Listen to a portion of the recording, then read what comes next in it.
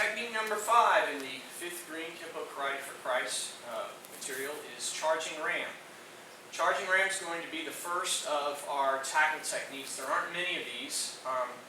They're similar in the sense of if someone's doing a tackle technique, in a lot of ways it's similar to a bear hug. So someone initiating that type of attack with both arms coming around, a lot of the same defenses for bear hugs can also apply to this. So really what these specific 3 tackle techniques, the few of them that we have, are more looking at the distance. And this first one's kind of what we call the medium distance. There'll be another technique for when they're closer, and then one where you actually jump into them and you close the distance. So you've got this like middle, then close, then far.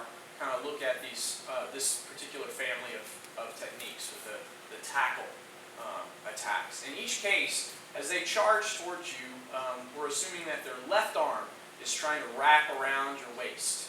Maybe catch your arms, maybe not, or get just below your waist so that they can hook both feet and pull you up. Do like a 2-leg shoot, pull the feet out from underneath you.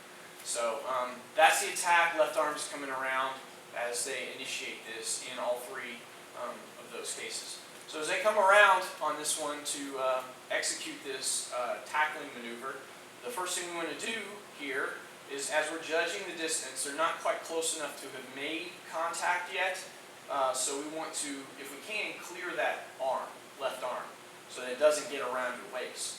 And to do that, we're going to use a left cross downward block to catch their left arm and kind of pass it off to that side. And at the same time, we don't want to stay in the same line of their attack. So I'm going to use a left rear cross to start adjusting my direction, getting out of their way. A lot of this idea in charging ram is kind of like that bullfighter again, where you just kind of move out of the way and let their energy and force kind of pass right by you. So as they go by, I don't want that arm to catch me. I move out of the way, and then we kind of unwind, and we're hoping that force and everything else, their momentum, carries them right past. Now as they come past, we do this clearing motion, we unwind, this arm's going to circle, and if you time it right, you want to catch a hand sword, downward vertical hand sword, kind of like 5 swords, right behind the soft part of their head here, right where the neck and the skull meet. We catch that spot, boom, and that might just drop them down to the floor, or send them kind of, boom, headed that direction, depending on how fast they're moving.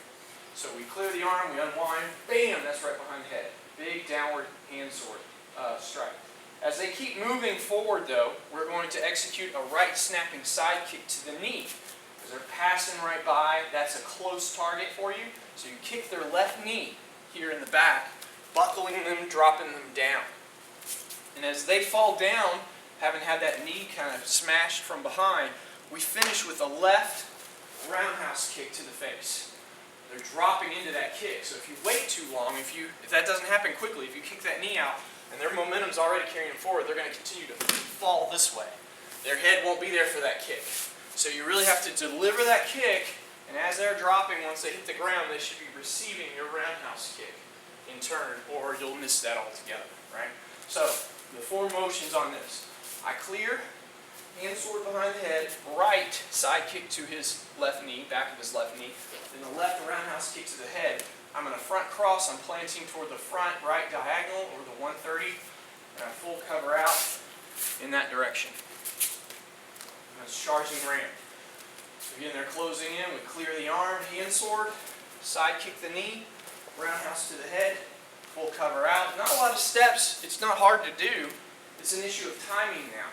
That's kind of most of these techniques. They're not any harder than what you've done up to this point, but now there's an issue of timing involved here. You've got to time this just right to catch them in order for the technique to work, and that's appropriate. The techniques earlier would work regardless of your level of skill, but now we're starting to build an understanding of that distance and timing, and that's what this technique is trying to start to gauge. So gauge the timing, gauge the distance, clear the arm, hand sword behind the head, side kick to the knee, roundhouse to the face, front cross, full cover out.